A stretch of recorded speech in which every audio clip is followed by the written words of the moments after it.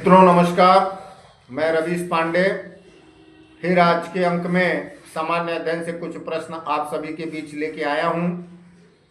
उम्मीद करता हूं कि आप सब इस वीडियो को पसंद करेंगे और कमेंट करेंगे, अधिक से अधिक इसको शेयर करेंगे। मैं आप सभी के उज्जवल भविष्य की कामना करता हूं। आप लोग अपने लक्ष्य के प्रति निरंतर अग्रसित रहिए।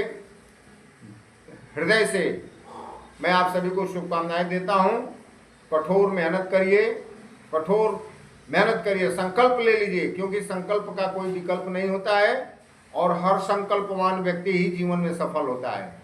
किसी भी बड़ी सफलता को प्राप्त करने के लिए पहले संकल्प लेना जरूरी है। तो आप एक संकल्प लीजिए, अपना लक्ष्य जो है, टारगेट जो है सेट करिए और उसे हिट करिए, उसको भेद डालिए। Set the target and hit the target.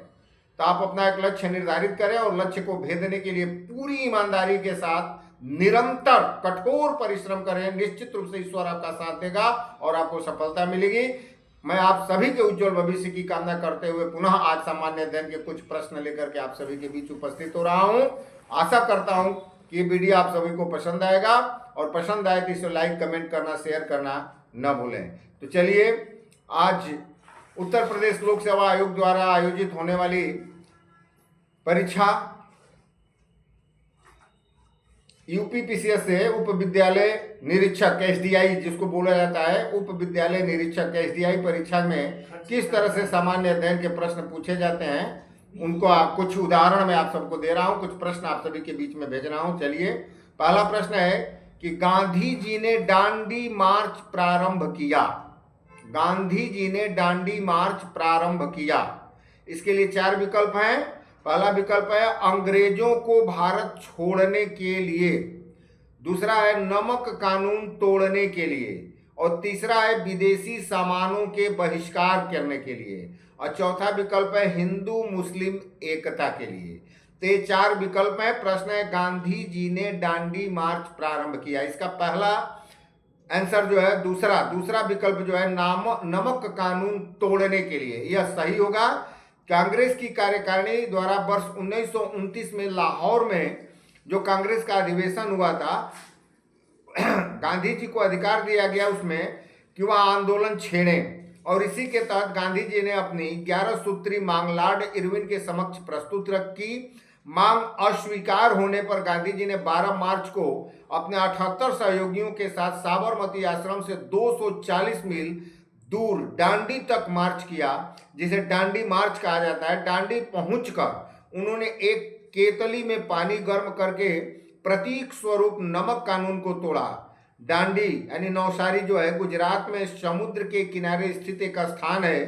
यात्रा में कुल 24 दिन लगे थे गांधी जी को, और 6 अप्रैल 1930 को सांकेतिक रूप से नमक कानून तोड़कर सविनय अवज्ञा आंदोलन की शुरुआत गांधी जी ने की थी। तो प्रश्न था कि गांधी जी ने दांडी मार्च प्रारंभ किया।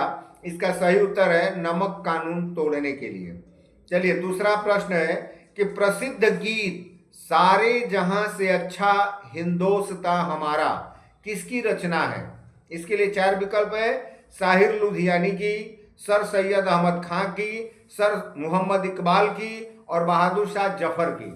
तो इस प्रश्न का सही उत्तर होगा सी, सर मोहम्मद इकबाल की। यह जो प्रसिद्ध गीत है सारे जहां से अच्छा हिंदोस्तां हमारा, इसकी रचना मोहम्मद इकबाल ने की थी। और राष्ट्रवादी कवि मोहम्मद इकबाल की अन्य प्रमुख रचनाएं 2 और हैं, जिनको आप जान लीजिए। बंग ए दारा तथा नया शिवाला, ये दोनों रचनाएं जो हैं मोहम्मद इकबाल की ही हैं। तीसरा है कि गौतम बुद्ध ने अपना प्रथम प्रवचन कहाँ दिया था। वैशाली में, बोधगया में, राजगृह में, या सारनाथ में। तो इस प्रश्न का सही उत्तर होगा सारनाथ में। गौतम बुद्ध ने अपना प्रथम उपदेश दिया था सारनाथ में। गौतम बुद्ध का जन्म 563 ईसा पूर्व में कपिल वस्तु के निकट लुम्बिनी नामक जगह पर हुआ था। आधुनिक रुमिनदेह नामक स्थान, रुमिनदेह आधुनिक समय में उसका नाम है। ये शाक्य कुल के राजा के पुत्र थे। 29 वर्ष की आयु में ये घर छोड़कर सन्यासी बनने चले गए, और 6 वर्ष की कठिन तपस्या के बाद 35 वर्ष की आयु में वैशाख पूर्णिमा के दिन पीपल के पेड़ के नीचे बोध गया में इनको ज्ञान की प्राप्ति हुई और वहां से वे सारनाथ गए और वहां इन्होंने अपना पहला उपदेश दिया जिसे धर्म चक्र प्रवर्तन कहा जाता है। अगला प्रश्न है कि कालिदास की किस रचना में भगवान कार्तिकेय के जन्म का वर्णन है। कालिदास के किस रचना में भगवान कार्तिकेय के जन्म का वर्णन है। इसके लिए 4 विकल्प है, कृतार्जुनीय में, शिशुपाल वध में, कुमार संभव में और नैषध चरित्र में। तो इसका सही उत्तर होगा कुमार संभव, विकल्प नंबर 4। कालिदास की रचना कुमार संभव में भगवान कार्तिकेय के जन्म का वर्णन किया गया है। कुमार संभव में 17 सर्ग हैं जिसमें कार्तिकेय के जन्म के अतिरिक्त प्रकृति चित्रण भी किया गया है। कृतार्जुनीय जो है भारवी की रचना है जिसमें भगवान शंकर किरात जंगली धनुर्धर के रूप में अर्जुन यानी पांडवों के जो अर्जुन की परीक्षा लेने के लिए वर्णन किया गया है और हर्ष ने नैषध चरित्र को लिखा है। तो कालिदास की रचना कुमार संभव है जिसमें भगवान कार्तिकेय के जन्म का वर्णन किया गया है। एक प्रश्न और है कि सिंधु घाटी सभ्यता की विकसित अवस्था में निम्नलिखित में से किस स्थल में घरों में कुओं के अवशेष मिले हैं। 4 विकल्प है, हड़प्पा, कालीबंगा, लोथल और मोहनजोदड़ो। तो मोहनजोदड़ो इसका सही उत्तर है कि सिंधु घाटी सभ्यता की विकसित अवस्था में मोहनजोदड़ो नामक स्थान से घरों में कुओं के अवशेष मिले हैं। ठीक है, तो धन्यवाद, आज के लिए इतना ही। फिर कल अगले वीडियो में इसी तरह के प्रश्नों के साथ आप सबसे मैं मिलता हूं। आप सभी के उज्जवल भविष्य की कामना करता हूं। मैं रवीश पांडे। ये वीडियो अच्छा लगे तो कमेंट करें, शेयर करें, लाइक करें, अधिक से अधिक इसे शेयर करें। धन्यवाद।